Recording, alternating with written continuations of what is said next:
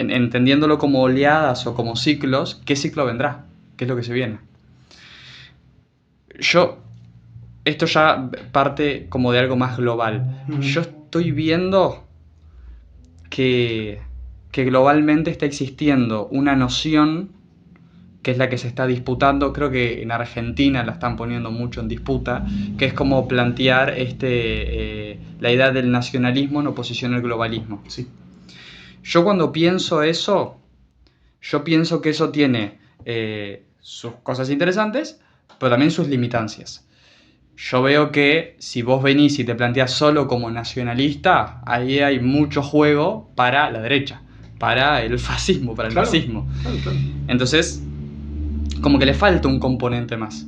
Así que pienso, como casi que de forma dialéctica si se quiere, como una conjunción con la izquierda, como la noción de izquierda nacional, una noción que no se aleja igual de la que hubo acá con el Frente Amplio, ¿no? Porque el componente popular nacional ya lo tenía, la concepción antiimperialista, antioligárquica, eso es esencial para la construcción de una izquierda, por ahí ciertas izquierdas o ciertas izquierdas no, supongo una izquierda más liberal no, pero digo, las izquierdas marxistas, socialistas, sí que pueden compartir ese componente, y personalmente, claro, es lo que me gustaría que se venga, digamos, ¿no?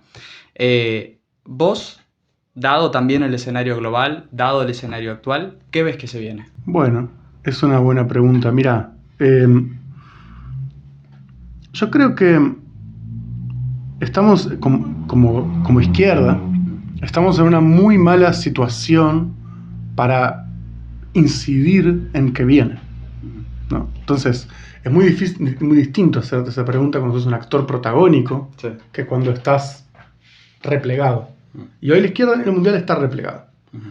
Es una afirmación muy, muy gruesa, ¿no? Porque seguramente si vos te haces esa pregunta en Vietnam, claro, es muy distinta, o en una guerrilla maoísta de la India es muy distinta que si te la haces acá. Claro. O si, yo qué sé. O en Alemania, que gana la derecha y la ultraderecha sale segunda, pero la izquierda sacó 8% y está contenta, ¿no? Como depende mucho del contexto, claro, esta pregunta. Pero yo creo que a grandes rasgos, el hecho de que la gran discusión sea entre nacionalistas y liberales, lo que nos muestra es que la izquierda no está. Porque la gran discusión del siglo XX es una discusión de tres. Entre los liberales, los socialistas y los fascistas. Sí. Claro, después de la Segunda Guerra Mundial los fascistas salen de escena y vuelven ahora. Sí. ¿No? Y los socialistas tienen un golpe grande con la caída de la Unión Soviética. Berlín, sí. Y tienen un segundo golpe grande ahora, con el fracaso de una serie de movimientos heterogéneos que tienen que ver con el giro a la izquierda de América Latina, pero también con un montón de renovaciones de las izquierdas que sucedieron con Corbyn en Gran Bretaña, con Occupy Wall Street, Los Indignados, Podemos, un montón de cosas que sucedieron. Incluso lo podría poner la primavera árabe, con toda la ambigüedad y la complejidad que eso tuvo, etc. Entonces, hoy estamos en un momento de repliegue en el cual vemos cómo nuestros rivales históricos disputan entre ellos. Sí. Entonces, yo creo que hay núcleos de verdad, tanto en el liberalismo como en el nacionalismo. Y que ahí hay una discusión que hasta cierto punto es táctica. En el sentido de, bueno, cómo vos te apoyás en uno o en otro según la situación. Ahora, nuevamente, cuando uno mira eso, dice, bueno, pero ¿quién soy yo? Entonces, digamos que hay situaciones en las cuales hay que apoyarse más en el nacionalismo, como hizo la izquierda muchas veces. Perfecto. Sí. Pero ¿quiénes somos nosotros los que nos estamos apoyando en el nacionalismo? Digamos, antes de decidir eso. Yo creo que esa pregunta es muy importante. Entonces, y yo creo que ahí hay definiciones filosóficas, ¿no? El materialismo, ¿no? La percepción histórica, porque hay que decir el materialismo hoy también, ¿no? Porque el materialismo también es entender de biología, de geología, de ciencia de la atmósfera, la corporalidad de las personas, ¿no? La historicidad de los procesos. La neurología hoy también, el microbioma, etc. Ni que hablar. Entonces, eso por un lado. Entonces, eso es como desde dónde lo mirás, ¿no? Entonces, construir una perspectiva. ¿Qué viene? Bueno, yo creo que todo indica que no viene nada bueno. O sea, estamos en un momento de crisis. en el cual hay como por lo menos 4 vectores de crisis macro tendencias, ¿no? Una crisis ecológica, una revolución tecnológica, un relevo geopolítico, en el cual Occidente retrocede y en un sentido amplio Oriente avanza, Sí, incluyendo a China, pero no reduciéndose a China. sí, claro. Y al mismo tiempo que todo esta es una cuarta cosa, que es una enorme inercia sistémica. Es decir, a pesar de que el sistema no funciona y no es capaz de resolver problemas, Sí. es extremadamente difícil reformarlo. Claro. Y tiene una enorme capacidad de contragolpear contra quien lo desafía. Sí. Entonces, vos ves esto y decís, bueno, esto revienta. Cada una, de todos modos, cada una de estas tendencias tiene su salida. Porque vos decís, hay una crisis ecológica. Bueno, eso produce un colapso. Al día siguiente del colapso, la gente sigue viviendo y se va a construir otra sociedad, ¿no? Hay gente que su mirada estratégica va por ahí. Entonces vos decís, hay una revolución tecnológica. Bueno, y esa revolución tecnológica va a producir una mutación social. Y esa mutación social, diría un buen marxista, es una revolución de las fuerzas productivas. Sí. De la cual habría que pensar qué cambios en las relaciones sociales se derivan. Y quizás tengamos un comunismo automatizado, etc., ¿no? Comunismo, sí. Hay gente que está pensando en eso, hay cibersocialistas, eso existe. Sí. O uno dice, bueno, está habiendo un relevo geopolítico. Bueno, si ese relevo geopolítico está siendo vanguardizado por un país donde gobierna un partido comunista y por una región como es Asia, que es una región donde hay muchísimo marxismo. Hay gobiernos marxistas en Nepal, en Vietnam, en Mongolia. Hay huelgas generales enormes en Bangladesh, en Corea. Son países enormes, con cientos de millones de habitantes, ¿no? En India, perdóname que te interrumpo otra vez, pero en India creo que hay un estado en el que ganó democráticamente el Partido Comunista. Kerala. De manera muy continua. Kerala. Y es un estado que tiene indicadores sociales muy superiores al resto de la India. Es una historia de éxito que se estudia en ciencia política. Hay un politólogo, se llama Peter Evans, que en su libro más famoso sobre políticas públicas tiene un capítulo sobre este caso, que es un caso extraordinario. Es una maravilla. Sí. Entonces, ¿qué quiero decir? Bueno, uno puede decir, acá hay una perspectiva. O sea, quizás el relevo geopolítico vanguardizado por un socialismo asiático puede producir cambios para bien. Yo no sé suficiente, capaz que no. Capaz que esos socialismos ya mutaron en estatismos autoritarios irreversibles, no lo sé, pero tampoco suspendo juicio, digamos, ¿no? Y después, las instituciones tienen una enorme inercia sistémica, las instituciones liberales, quiero decir. Bueno, reformistas hubo siempre. Es decir, las Naciones Unidas tienen adentro suyo el IPCC, el Panel Intergubernamental de Cambio Climático. Sí. El IPCC dice que para enfrentar el cambio climático hay que hacer un cambio sistémico sin precedentes. O sea, una revolución. No lo dicen así, no le pueden decir, pero lo dicen. Claro. Entonces, vos tenés en el corazón de la institución liberal global una conciencia de que esto no da para más. Sí, claro. Entonces, hay muchas líneas en las que uno podría ver transformaciones. Y ahí, bueno, hay que hacer apuestas estratégicas con mucha seriedad y así, conversando, no es que se resuelva este problema. Lo que quiero decir es que una situación que a primera vista parece muy, muy mala, el análisis siempre encuentra algún filón, ¿no? Lo que sí diría, volviendo de la forma como vos planteabas la pregunta, es la disputa entre nacionalistas y liberales, digamos que uno es marxista, no hay obligación de serlo, pero digamos que sí, ¿no? Marx explica en el prólogo de los manuscritos que hay leyes de correspondencia entre las fuerzas productivas, las relaciones sociales y la superestructura. Muy esquemáticamente, ¿no? Un marxismo superficial, pero usémoslo por el momento. Bueno, la oposición entre liberalismo y nacionalismo es una oposición que está situada en la superestructura. Es una oposición entre posiciones ideológicas, políticas, forma de organizar el Estado, forma de organizar el derecho, cosmovisiones, quizás, ideas sobre cómo es la comunidad, pero que no se meten estas posiciones ni sobre las relaciones sociales. Es decir, las relaciones de clase, el trabajo asalariado, la vida social real en la que las personas viven, la familia, etc.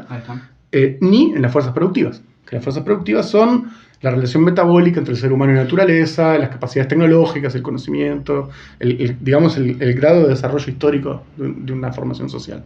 Bueno, la contradicción entre liberales y nacionalistas está en la superestructura. En cambio, la contradicción entre la crisis ecológica y la revolución tecnológica está en las fuerzas productivas. Sí. Entonces, tenemos una contradicción en la superestructura y una contradicción en las fuerzas productivas. Sí. Un buen marxista, ¿cuál considera más importante? La de las fuerzas productivas. Sí. Bueno, entonces, yo creo que analíticamente tenemos que hacer este desplazamiento de la mirada. Estar menos obsesionados con la contradicción y la superestructura y ponernos a pensar más esta otra, la cuestión material, ecológica, tecnológica. Claro. Ahora, ¿qué perspectiva sale de eso? No es que yo no lo tengo resuelto de ninguna manera, pero creo que vamos a estar mucho mejor armados para esta disputa ideológica si tenemos una muy buena comprensión de qué está pasando en la contradicción en la base. Claro. Para mí, o sea, también mirándolo desde una posición nuevamente superficial, yo no tengo ningún tipo de formación académica, conozco cosas así pequeñas y desde ahí intento hablar.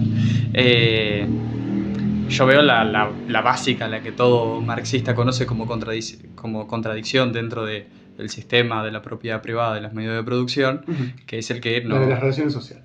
Ahí está. Mismo la economía no nos sirve a nosotros, sino que le sirve a el grupito de personas que de ellos se alimenta, ¿no? Me parece que esto es interesante para que la propia... inciso que iba a mencionar es interesante para que la propia izquierda lo incorpore dentro de su agenda política, que es la situación que existe hoy con redes sociales. Hoy el enfoque que se está dando no es de existen oligarcas que son dueños de las redes sociales que quieren que vean más anuncios y por eso te hacen adicto para que estés 8 horas al día ahí. No es esa la noción que se está teniendo, sino que en todo caso se dice, las redes sociales son adictivas y ya está. Pero es una tesis vana, ¿no? Es el planteo de Marx en la tesis sobre Feuerbach, que dice, bueno, sí, mucho interpretar el mundo, pero el tema es cambiarlo. Claro. ¿Qué haces con eso, no? Claro. Y claro, entonces ahí hay como una noción de clase que se puede tener y que marca también las contradicciones existentes. Yo lo que creo es que en las contradicciones que hoy existen dentro de la producción que nos traen los intereses privados, no existe la posibilidad, en términos pragmáticos, de despojar a estos intereses privados hoy. Para mí lo que queda entonces es el desarrollo de las fuerzas productivas de la propia nación en negociación con los intereses de la oligarquía local. Bueno. O es la primera impresión que me da, tal vez desinformada, ¿no? Entonces, en principio lo que entendería es que de manera dialéctica entre sus intereses y los intereses que podamos tener nosotros por nuestro desarrollo social y que es estructuralmente productivo, y en función de los resultados que eso genere, vamos a poder tener las herramientas como para poder luchar en contra de las crisis, por ejemplo, ecológicas. Y para mí eso tiene, cuando lo observo, un componente nacional. Y por eso es que si yo veo que se llevan ambas banderas, la del liberalismo y el nacionalismo, rápidamente me sale como posicionarme detrás de la del nacionalismo. Pero no exclusivamente, inclusive no me gusta tanto decir soy nacionalista, ¿viste? Porque me parece que está relacionado como un grupo de cosas mucho más grandes y que es casi como una doctrina por sí sola, la doctrina de manera exclusivamente nacional. Me parece que aquello que sí que se puede utilizar, al menos como la palabra que creo que sí que se puede utilizar como componente de algo más grande, es soberanismo, que me termina llamando más la atención. Entonces, como una noción soberana en términos productivos, que es parte de todo un rompecabezas que es la que sea mi doctrina. Bueno, está muy interesante. Hay muchas puntas por descargar eso, ¿no? A ver, el camino chino. El camino chino es más o menos eso. Sí. Es bueno, es gobierno del Partido Comunista, pero me doy cuenta que tengo que desarrollar mis fuerzas productivas, entonces entro en una negociación con el capital transnacional. Entro al mercado mundial, entro en sus instituciones, designo zonas económicas especiales donde esto pueda suceder. Al mismo tiempo tengo una población que está muy formada por muchas razones y juego y gano. Sí. ¿No? Bien. China tiene dos condiciones que hay que pensar muy bien si uno va a hacer esa estrategia que se las tiene. Una es que tiene más de 1.000 millones de personas. O sea, puede ser una economía de escala, como ningún otro país del mundo puede, salvo la India. La India, claro. Y bueno, con niveles de productividad altísimos la Unión Europea y Estados Unidos, con menos población, pero lo hace. Sí. Entonces ahí tenés un problema de escala. Y además, China ya hizo una revolución. Sí. O sea, China llega a tener esa capacidad estratégica Porque viene de una economía planificada. Y cuando hace las reformas de la apertura, elige qué abre, qué no. Y mantiene un mando político sobre el conjunto del proceso, incluyendo a las empresas. Sí. Incluyendo el sector financiero, sectores estratégicos, la tierra. ¿No? Entonces, la capacidad que tiene China para hacer esa estrategia viene dada por estas capacidades que nosotros no tenemos. Sí. Entonces, la pregunta es, ¿cómo las conseguimos? Sí. Bueno, entonces uno diría, bueno, China hizo la revolución. Bueno, perfecto, hay que hacer la revolución. Fácil. No es tan fácil, ¿no? Y segundo, China tiene escala. ¿Cómo hacemos escala? Bueno, ahí está la vieja tesis del continentalismo. Sí, claro. Que no es casualidad que las izquierdas latinoamericanas sean integracionistas. Porque la perspectiva estratégica que hay de fondo es la única forma que tenemos de seguir esta estrategia es... Todos juntos. Bueno, ¿no? Hay un economista marxista, espinosista, que se llama Frédéric Lordon, que define soberanía como capacidad de producir tus propios medios de producción. Ahí está. ¿No? Entonces, soberanía económica, como decías vos, o soberanía productiva. China mayormente lo puede hacer, no con todo. ¿No? Tiene problemas en algunos sectores, no tiene todas las materias primas, no tiene energía, tiene problemas, pero más o menos la saca buena. Pero bueno, también es un país muy dependiente del mercado mundial. Por ejemplo, China no tiene soberanía alimentaria, por decir algo. Entonces, yo no estoy en contra de esa estrategia, me parece que es una estrategia plausible. Lo que pasa es que me parece que hay que tener mucho cuidado con la forma como, si vos seguís esa estrategia sin suficiente escala y sin un Estado como el que tiene China, que tiene control efectivo sobre factores estratégicos, como la tierra, el sector financiero y la capacidad de planificación económica, si vos no tenés eso, te puede pasar que lo que hagas solamente sea seguidismo del capital.